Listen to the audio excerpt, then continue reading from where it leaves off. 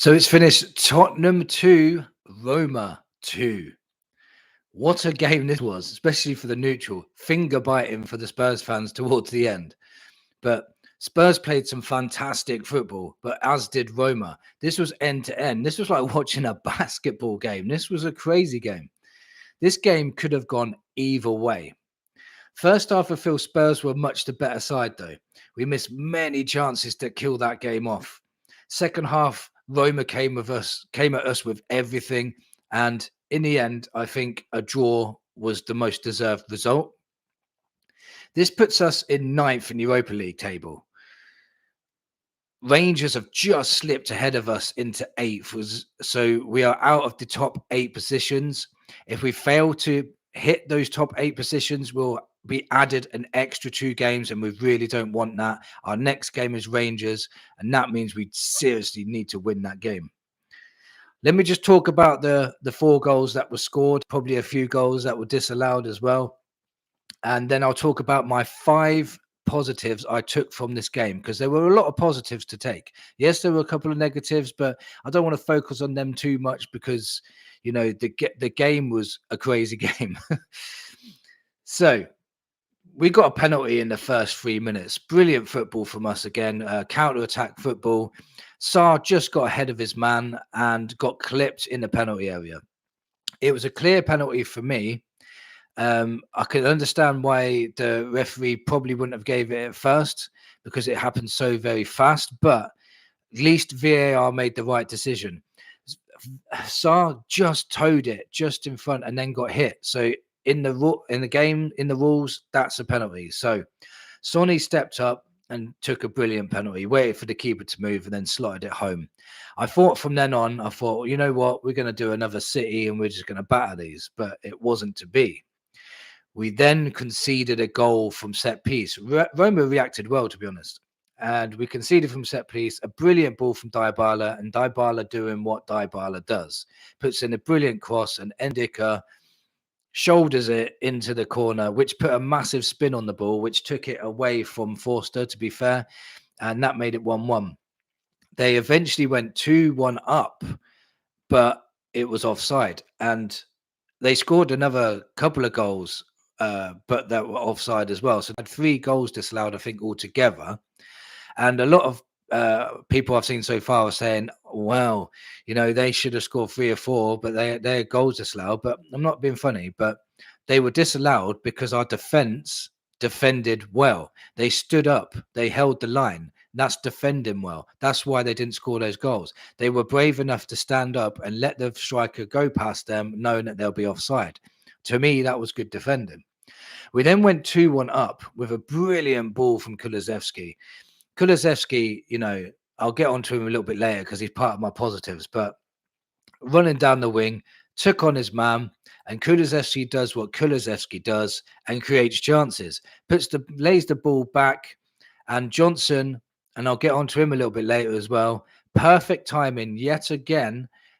Runs into the box. It wasn't a tap in. It was a more difficult finish than he made it look. But with his left foot, banged it into the bottom corner. Brilliant finish, and he's becoming lethal, this guy. So as you know, we conceded the 92nd minute, which is gutting because I really thought we were going to take home the 3 points. But to be fair, you could see it coming. They were peppering our goal, and it was a low crossing in the end, and Hummels tapped it in. It's a massive shame for Forster because just before that, he made a brilliant save, like a match-winning save. And I thought, you know what, he's going to get a lot of credit for that after the game, but then straight after we conceded. So I was a bit gutted for Forster as well. So let me get into the positives.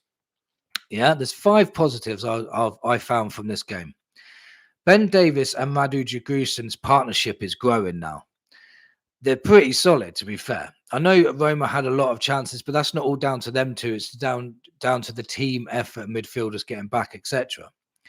I'm getting more and more comfortable with them lining up in the team. You know, if Romero and Van der Ven, touchwood, they don't get injured in the future, I won't be so worried about them two coming in.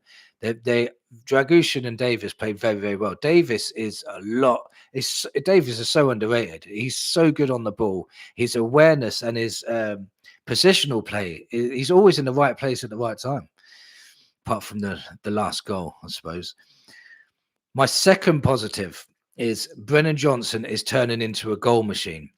Now, if you want to look at Johnson as a winger, fair enough. He does play on the right wing. But what he is doing, and I've noticed it in the last month or two now, is he's just an assassin in the box.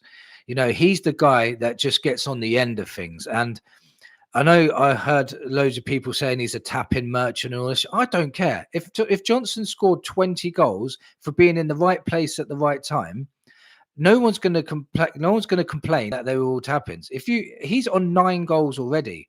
It's really early in the season. We're only a third of the way through the season, and he could easily hit that 20 goal mark this season. He's got 1 assist as well. He's completely reversed last season because he got 10 assists and 5 goals. Now he's got 9 goals and 1 assist. So his goal scoring dramatically improved. And Maddison said it's not just a luck thing.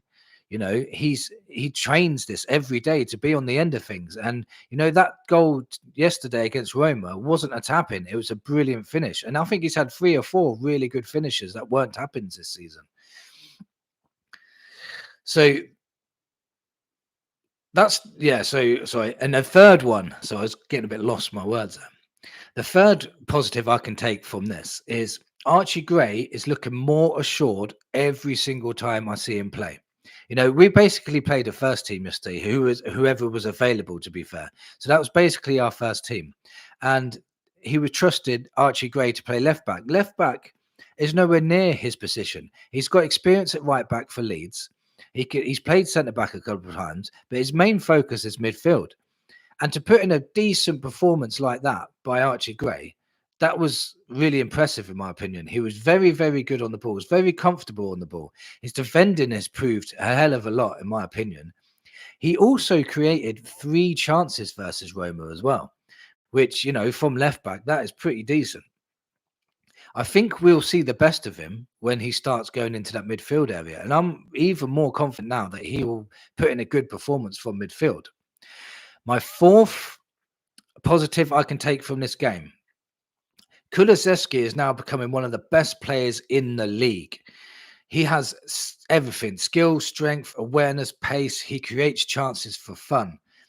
He's been our most consistent player this season as well. So, Kulusevski has come on leaps and bounds under Postecoglou. Postecoglou's system works for him perfectly. We was all worried that the system wouldn't work for Kulusevski, but it obviously does.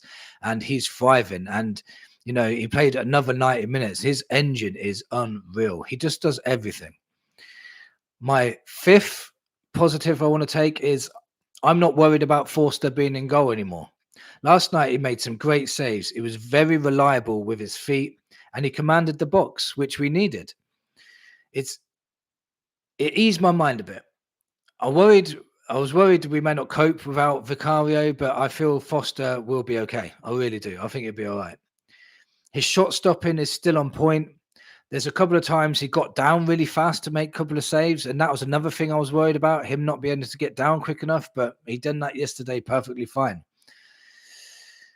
I was gutted we conceded in stoppage time, and yes, we conceded a lot of chances. So there are negatives that I don't want to delve into so much. It's meant to be a positive video. But we created more chances, in my opinion, and we created more clear-cut chances, in my opinion. I'm hoping we can continue this form for the next 2 weeks, as by then we can get some players back and we could do more of a squad rotation. We are bare in the forward line too. And who else was worried when Solanke went down holding his groin? Because I bloody was. Next up is another London derby versus Fulham. We've played some fantastic football against Man City and against Roma yesterday. So, we carry on that performances, then I'm sure we can get a win against Fulham. I'll do a match review on that probably tomorrow. To end on this video, it's not all so bad. It's, gutting to concede that late in the game, but Tottenham did play some wonderful football in this game. So there's a lot to, be positive about. Let me know in the comments who you thought your man of the match was, because I can't decide. And come on, you Spurs.